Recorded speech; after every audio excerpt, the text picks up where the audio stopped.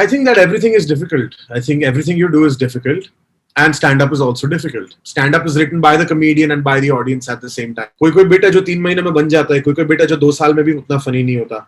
But you believe in art, so you keep struggling with it until it. The biggest fans of any art form are practitioners of that art form. तेरे से उम्मीद है वैसे ही छोड़ रखी है, तू कर ले जो मर्जी करना है. हमारी लाइफ, आदमियों की लाइफ, लड़कियों की लाइफ से ज्यादा आसान होती है.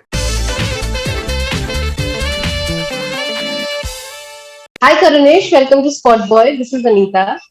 Hi Anita, thank you so much for having me. I really appreciate it. Same here. Thank you for doing this with us. Actually, I'm really sorry for all the network issue. I don't know what's happening, but yeah. So this is the right time that you're coming out with such a nice comical show for all of us. This is the perfect timing. Tell me, how did this come into the picture? What was the idea behind it? Was it always meant to be releasing it on OTT platform, or what was it? So essentially, what comedians do is that we write an hour of stand-up every year.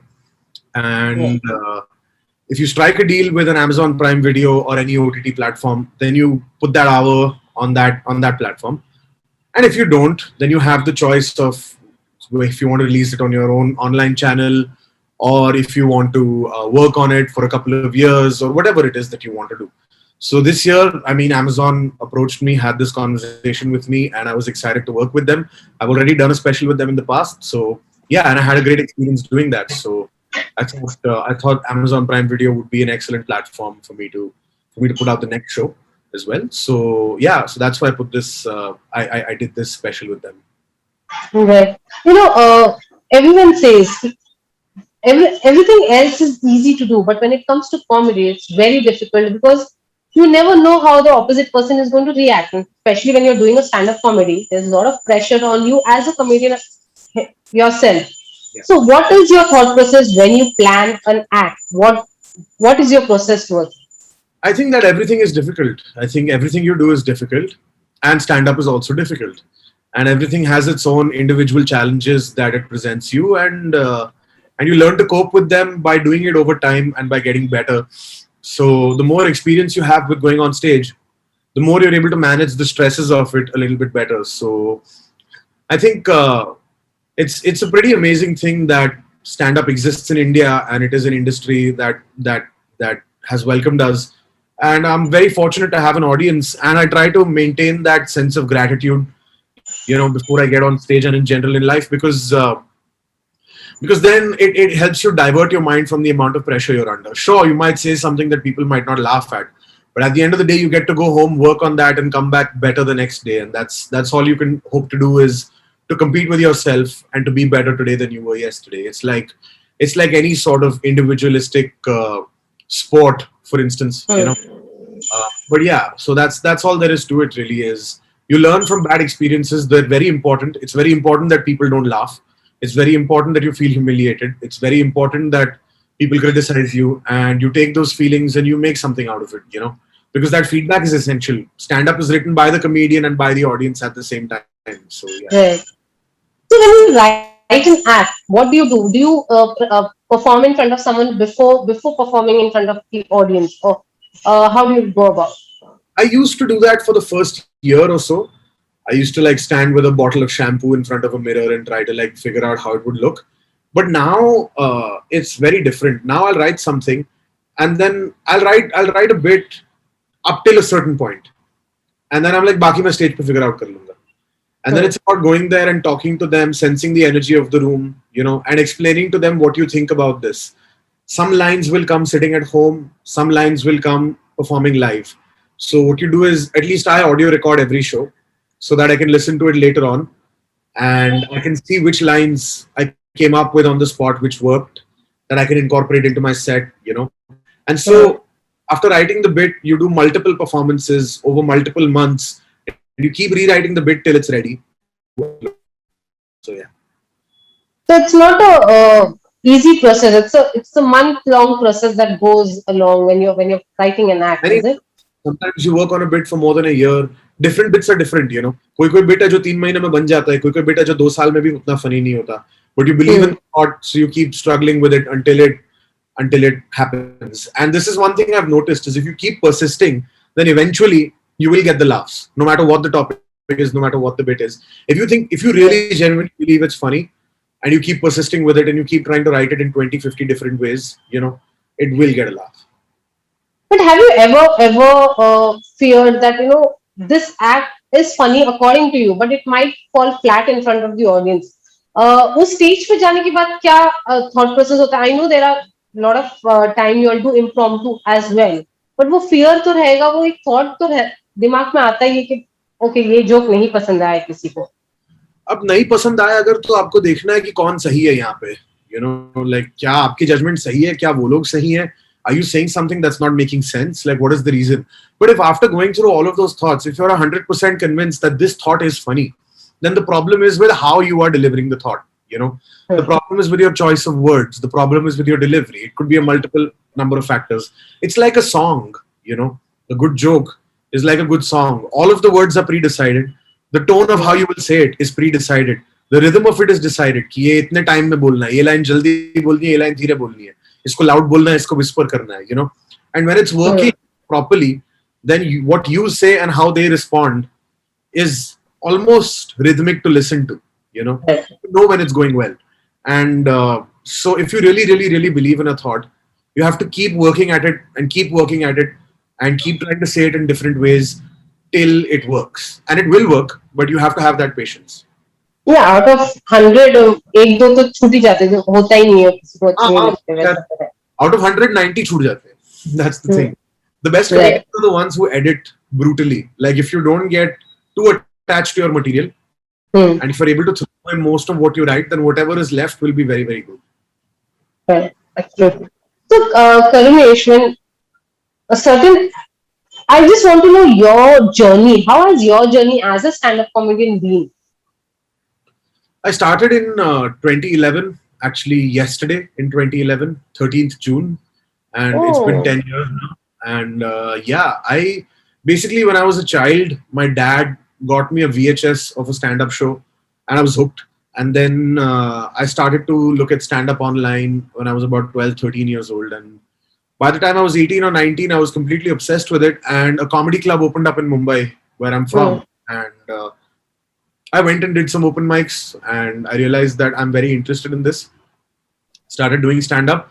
Luckily, after a few years, it turned into a viable industry, and I could look at a future in stand-up comedy. And so, it was a lot about being at the right place at the right time. Of course, we've all worked hard and we've all put in the effort. But the fact that the infrastructure for stand-up was built around the same time that I became an adult was very, very helpful. Yeah. Also, now since OTT has also come out, all the stand-up acts can actually come on those platforms, and it reaches bigger audience than what you actually do it in front of. So, how do you see this OTT? How do you see OTT as a boon? Absolutely. I mean, it's huge. It's an alternative to TV, and a lot of young people, like I have a television in my house, but I don't have cable because there's nothing really coming on cable TV that I enjoy watching.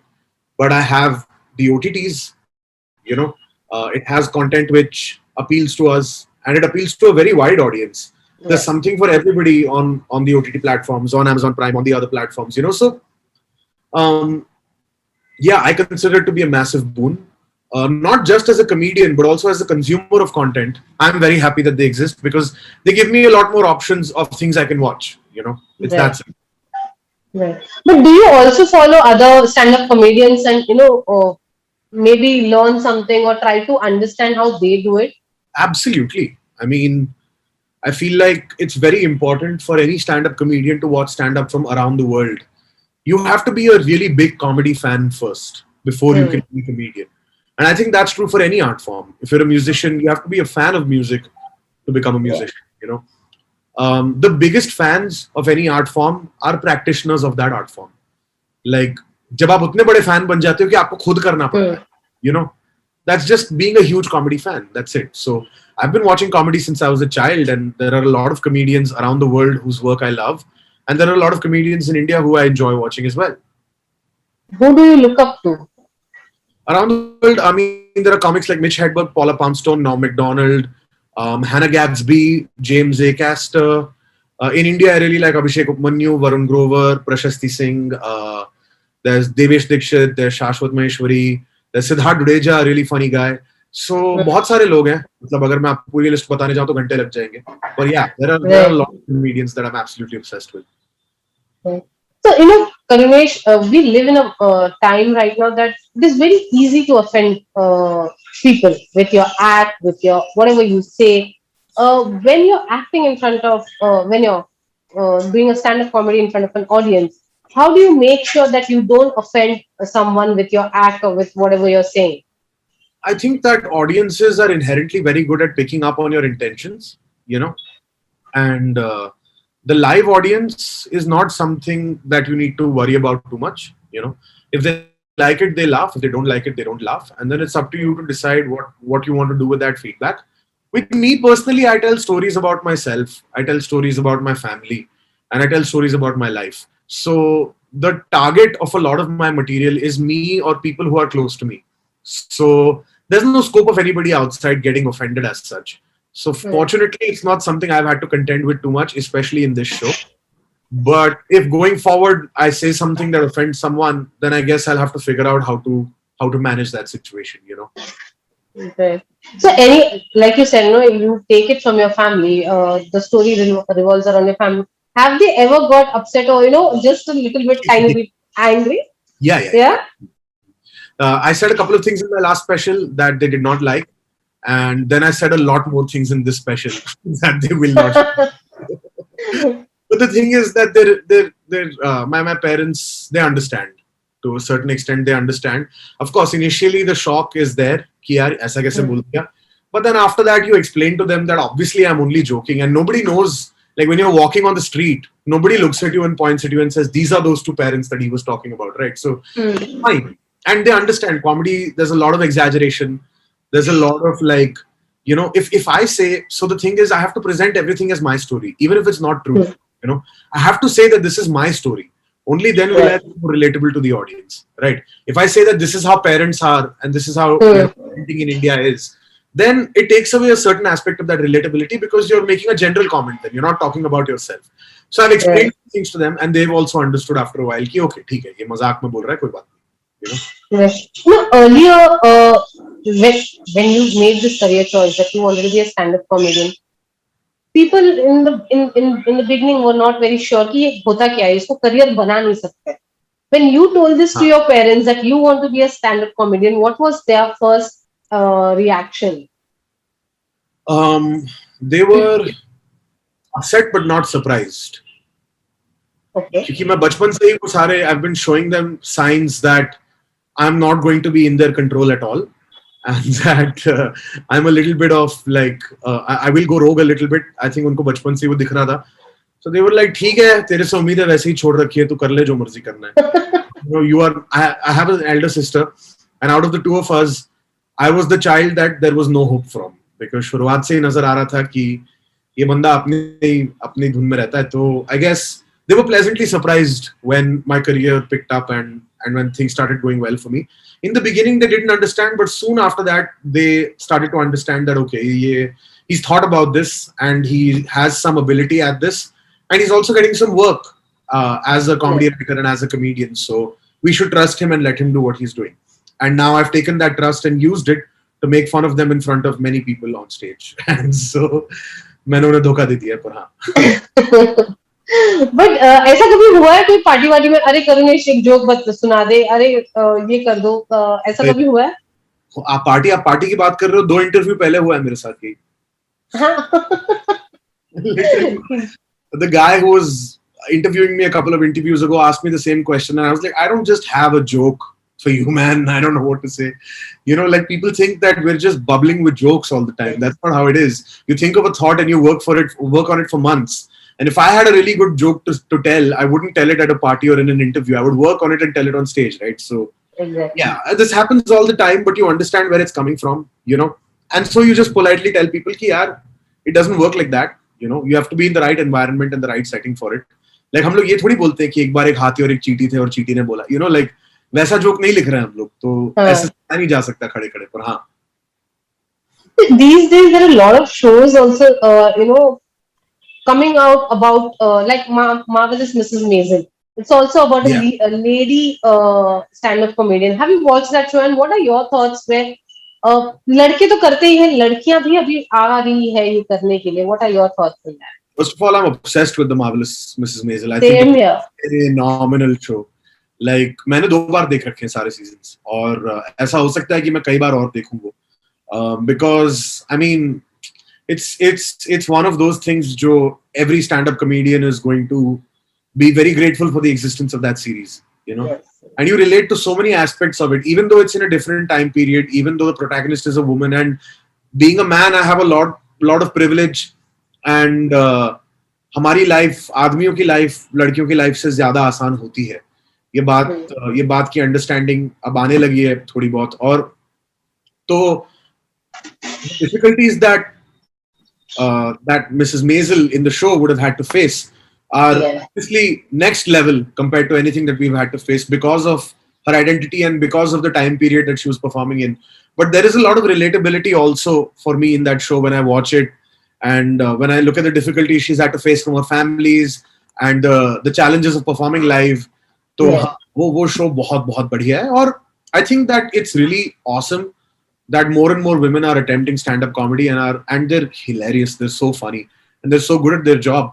And even historically, like all the comedians that you watch, like any other art form or like any other job, it has been male dominated for a long time, you know. But in spite of that, जब आप legends का नाम लेते हो तो आप Paula Poundstone और Hannah Gadsby और ऐसे लोगों का नाम लेते हो, you know.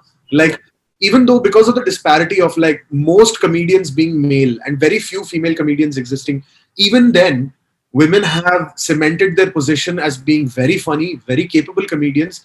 And it just makes me very happy to see that more and more women are coming and doing stand-up.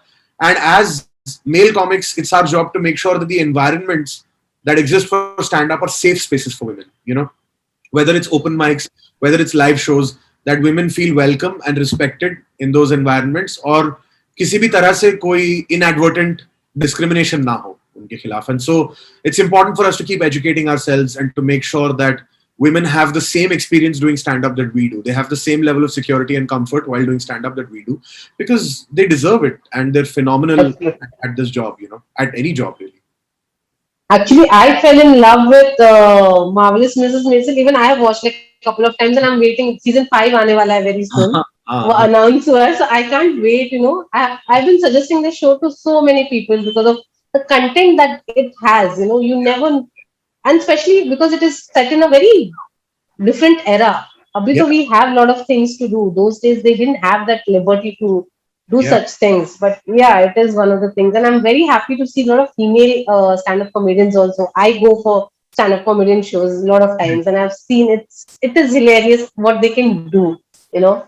So I hope with this show of yours and you know all your other projects, you keep pushing out such good content for all of us and making us laugh always.